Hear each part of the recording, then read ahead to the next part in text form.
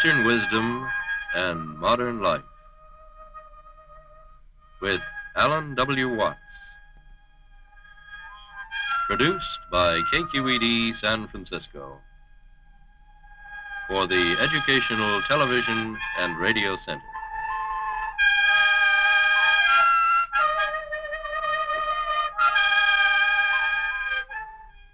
Alan Watts is a scholar, lecturer, and the author of many widely read books on comparative philosophy and religion.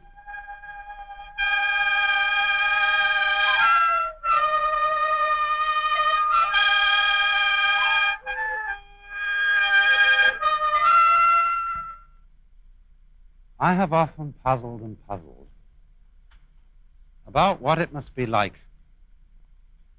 to go to sleep and never wake up, to be simply not there forever and ever. After all, one has some intimation of this by the interval that separates going to sleep from waking, when we don't have any dreams but go to sleep, and then suddenly we're there again, and in the interim, there was nothing. And if there was never any end to that interval, if the waking up didn't happen, that's such a curious thought. And yet, you know, I believe that although that's rather gloomy kind of consideration, I've found that's one of the most creative thoughts I ever thought in my life. And I keep going back to it. You know, it's in line with a lot of the very fundamental questions that children ask. When they say, "Mummy, who would I have been if you had married someone else?" These are the kind of questions that make us puzzle profoundly about our existence. And one of the reasons why I think thinking about not being, about total non-existence, is so creative, is that in comparison with that thought, the fact that we are seems kind of queer, incredibly odd. But you know, in the Western world, I suppose we have two dominant ideas about what happens to us when we die. There's the old-fashioned idea that after we die, we go to another world. I say old-fashioned, not to say it's out of date. We don't know what the answer to this is. But that's the traditional answer of the Western world. When you die, you go to another life. Maybe heaven, maybe purgatory, maybe hell, who knows? I think nowadays, though, the more general idea, the more plausible idea to many people, is that when we die, we just cease to be. That's all there is to it. But we're inclined, I think, to have in our minds a picture of this, which indeed is depressing, of being shut up in the dark for always and always and always, to be kind of buried alive in a blackness where we are blind, deaf, and dumb, but somehow still conscious. But in the Eastern world, there are different ideas of this. The major Eastern idea is what is generally known as reincarnation, of going through life after life after life in an endless series, a process that is represented in this Japanese print of the Wheel of Life, the Buddhist Wheel of Life. This painting was lent to me by Mr. and Mrs. Imamura of Berkeley in California. He used to be the priest of the Berkeley Buddhist Church. And it shows the wheel of stages of existence through which beings pass, clutched by the great demon of impermanence. This is rather an unusual representation of the Wheel of Life. Perhaps some of you have seen these before. They usually have 6 divisions in the central part of the wheel here, and this one happens to have 5. And it's the Chinese-Japanese version of the Buddhist Wheel of Life, whereas I think prints in books, I know there was one some years ago in Life magazine, usually show the Tibetan version. But what we have here, and I think what I'll do, is I'll explain to begin with the popular interpretation of it, and then go on to see what more philosophical Buddhists think of it in a deeper way. These then are the 5 or sometimes 6 realms of existence through which, as I said, beings pass through their various lives. We could start here, for example. This is the human world. And then next to this is the world of the devas, D-E-V-A, which we would translate into English as angel. Then this is the world of the animals. This is the world that is sometimes called the hells, only that's not quite a correct term for it. It should be called the world of the purgatories, because in this scheme of the universe, there is no everlasting state. There is no everlasting heaven and there is no everlasting hell. The demon of impermanence clutches the whole thing, and they all terminate. Next to the hells, there is the realm of what are called pretas, P-R-E-T-A. They are frustrated spirits, sometimes shown with very large stomachs and very tiny mouths, enormous appetite, but very small means of satisfying it. And the idea is, you see, that in the course of his development, the individual goes through life after life. If he does well, he ascends towards the heavens. If he does ill, he descends to the hells. Or he may fall from the human state to the animal state, or fall from the human state to the state of the ghosts. But the point that has to be remembered in the Buddhist idea of transmigration or reincarnation is that you can never stop anywhere. You may ascend to heaven, but what goes up must eventually come down. You may descend to hell, but what goes down must eventually come up. And so one goes on, moving through these various worlds until, in Buddhist ideas, you become sufficiently awakened to become a Buddha, one who is released from the wheel, and who does not fall anymore into the sequence of rebirths, but enters the eternal state of nirvana. Now, if you will look closer again, you will see that there are a number of figures round the outside of the wheel. And these represent what is called the 12-fold chain of dependent origination. That is to say, they are a series of links which form what might be called the sequence of life. They are, as it were, a schematic diagram of the force or the process that keeps this wheel rotating. And the chain starts with a demon down at the bottom here who represents ignorance, or perhaps unconsciousness, the state of not knowing. Then next in order, you'll see a potter's wheel. And this represents potentialities of life. Next comes a monkey, who represents consciousness. A man in a boat. For some reason, this represents the combination of name and form. Words bringing out shapes. Words identifying shapes and things in the world. Here comes sense consciousness, the 5 senses, a man's body with the senses exposed. And here comes contact, a pair of lovers. After this, there comes perception. I am not quite sure what the symbol in this wheel is. It seems to show a man with a sword behind a screen and 2 women playing in front of the screen. The usual symbol you find here for perception is a man with an arrow in his eye, showing the pain involved in the perception of the world. The next in the link is desire. It shows a woman with twins. The next one here is called grasping, and that shows a man with a basket into which he is trying to get the fruits of life. And then as we come over round the wheel, we get a figure which means growth.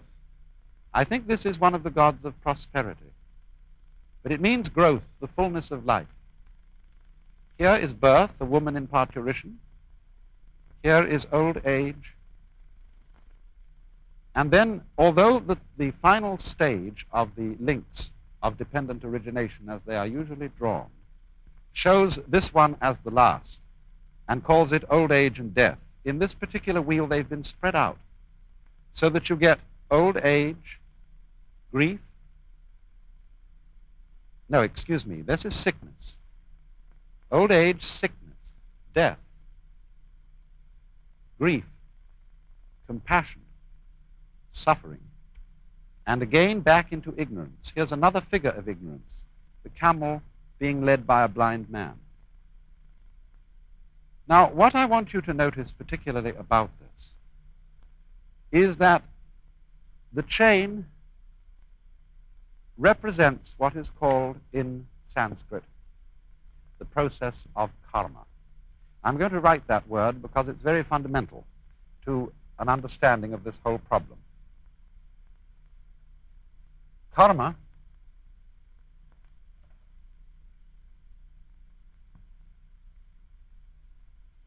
is sometimes understood, and maybe your ordinary dictionaries give it to you, as the law of cause and effect, but actually it comes from the root kri, which in Sanskrit means to act or to do. And the basic idea of karma is that it is action which always involves the necessity for other action. As the Buddha once expressed it, this arises, that becomes. Now, this isn't quite the same thing as cause and effect. It is rather the idea of linkage. For example, when I pick up this brush,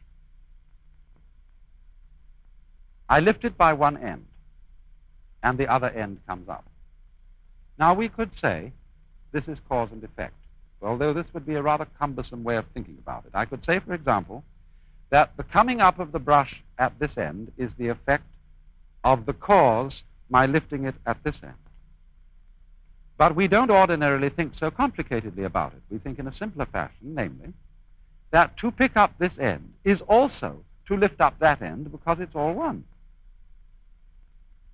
So in the same way, Buddhists and Hindus who follow the idea of karma believe that life and death involve each other in the same way that the two ends of the brush, lifting up one involves lifting up the other. So in this way, living involves dying. We wouldn't say that the cause of death is birth, but birth and death go together and they are inseparable. And so if we will look again for a moment at the wheel, we can see that there are these important phases of it altogether. Here it ends with the sequence of pictures representing death and suffering and its attendant grief, ending in the blind man leading the camel and the demon, which together represent ignorance or unconsciousness. But once again here we have the potentiality of life and then the monkey representing consciousness. All these things are looked upon as linked and therefore inseparable. And thus, you see, we don't look upon ignorance as the first step or the first link in the chain from a chronological point of view. We only start numbering the chain, the steps of the chain here, because one has to begin somewhere when one's talking. And so, the basic idea of this link is interrelatedness, interlockedness, so that death and life, as I said, imply each other. So that you might, speaking from the standpoint of Indian philosophy, of Hinduism, of Buddhism, you might pick an argument with Hamlet and say, to be or not to be is not the question. These are not alternatives. They are things that go together just like up and down, back and front, solid and space. Now there's another aspect to karma which needs to be considered here, and that is that karma also involves the idea of the continuity of pattern. You know, strictly speaking, Buddhists don't believe that there is any soul entity which passes from one life to another. There is no sort of fixed I or fixed ego which once was an animal and then became a man and then became an angel and then eventually became a Buddha or something like that. The idea of karma as the linking factor between the various lives is what we might call continuity of pattern.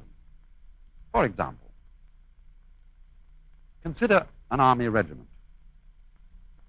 A certain regiment goes on year after year after year.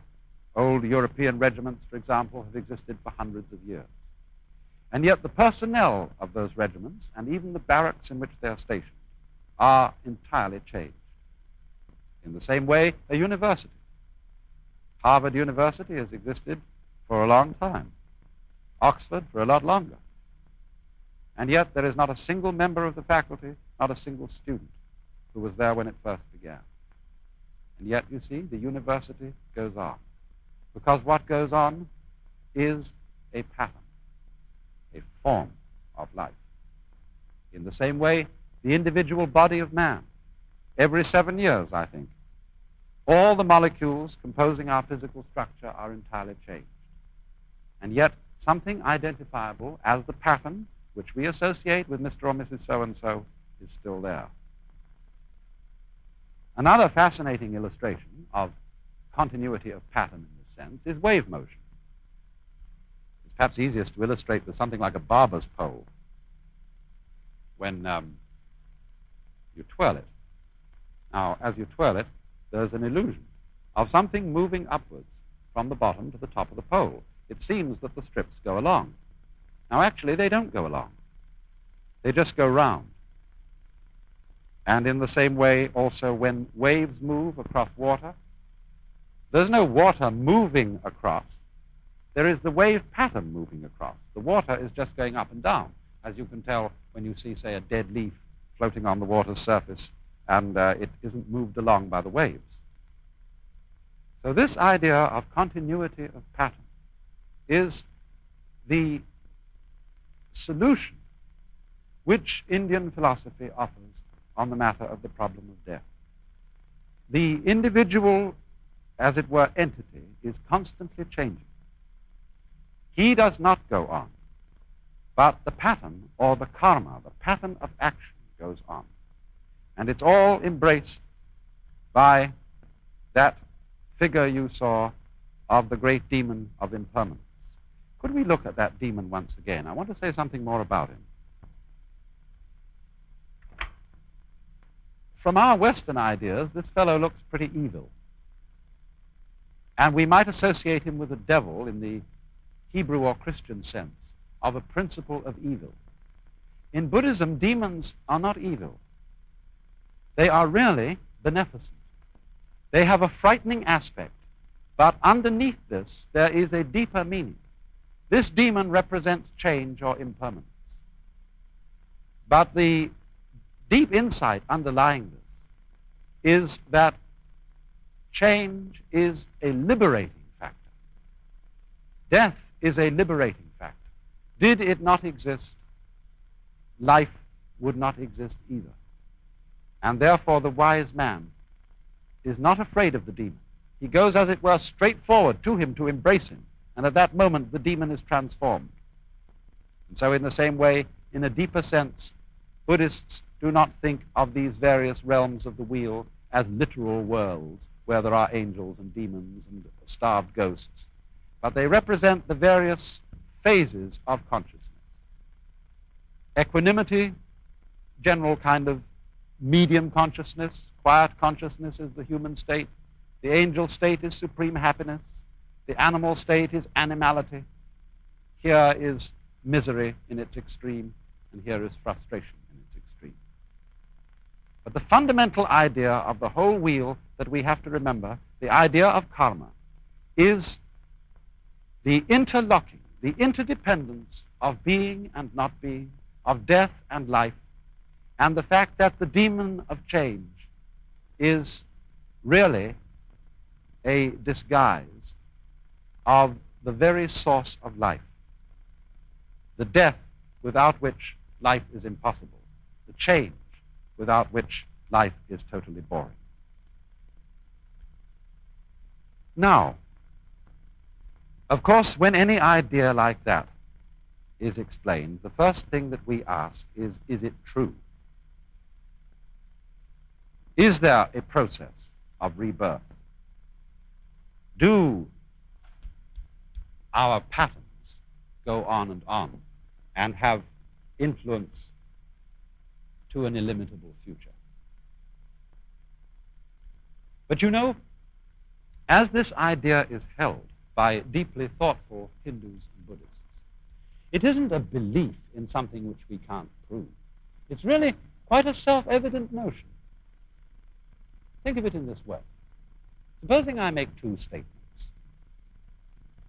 Statement one: after I die, I shall be reborn again as a baby, but I shall forget my former life.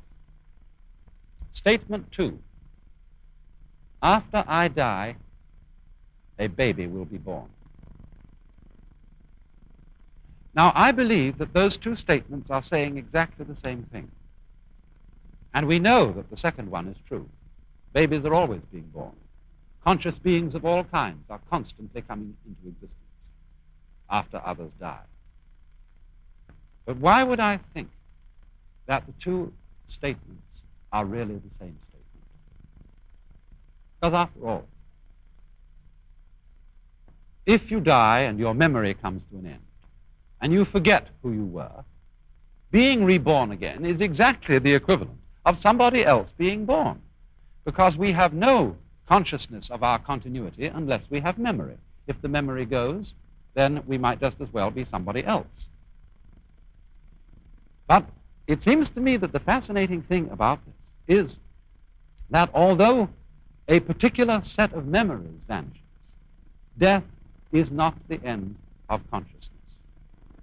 In other words, we are deluded by a kind of fantasy if we think of death as endless darkness. Endless nothingness is not only inconceivable, but it's logically absolutely meaningless, because we aren't able to have any idea, much less sensation of nothing, unless it can be compared with a sensation of something. These two things go together.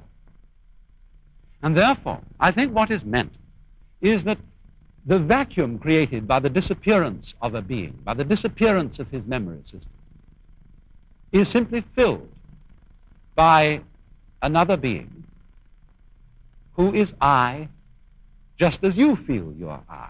The funny thing, though, about being I, about feeling that one is sort of a center of the universe, is that you can only experience this I sensation in the singular. You can't experience being two or three I's all at the same time.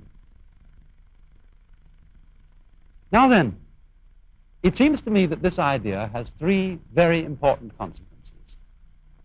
One is that the disappearance of our memory in death is not really something to be regretted.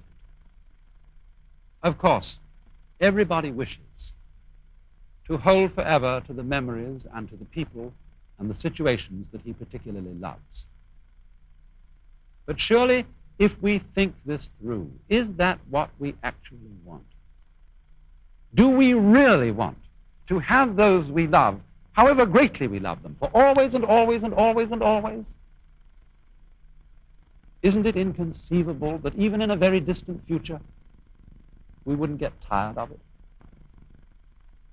And this indeed is the secret of the thing. This is why the demon of impermanence is beneficent. Because it is forgetting about things that renews their wonder. Just think, when you opened your eyes on the world for the first time as a child, how brilliant colors were. What a jewel the sun was. What marvels the stars. How incredibly alive the trees were. That's all because they were new to your eyes. Or in the same way, you know how it is, you've been reading a mystery story. And you're looking around the house, you want something to read, you pick up an old mystery story. If you read it years and years ago and you've forgotten all about the plot, it still excites you. But if you remember the plot, it doesn't excite you. And so, by the dispensation of forgetting, the world is constantly renewed.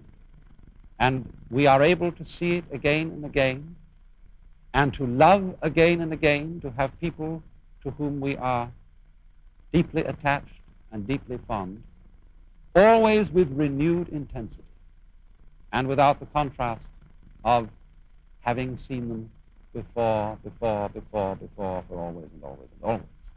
Another consequence of this is a very curious realization to me.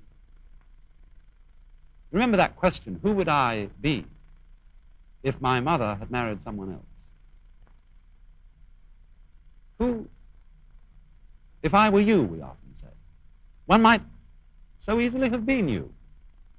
I might so easily have been born in China and India. Why do I feel that the world is centered in this place, as distinct from some other place? You jolly well know the world is centered where you are. And this gives one a very strange feeling of the idea that other people jolly well exist in the same sense you do. Everybody's name is I. That's what you call yourself. So there will always be I's in the world. Every I is in a way the same I. We all might be anyone else. And there is no escape. It goes on and on and on and on. So long as there is consciousness anywhere, there is I. You then, in a way, look out through all eyes. And that, perhaps, is the secret of the great virtue of compassion.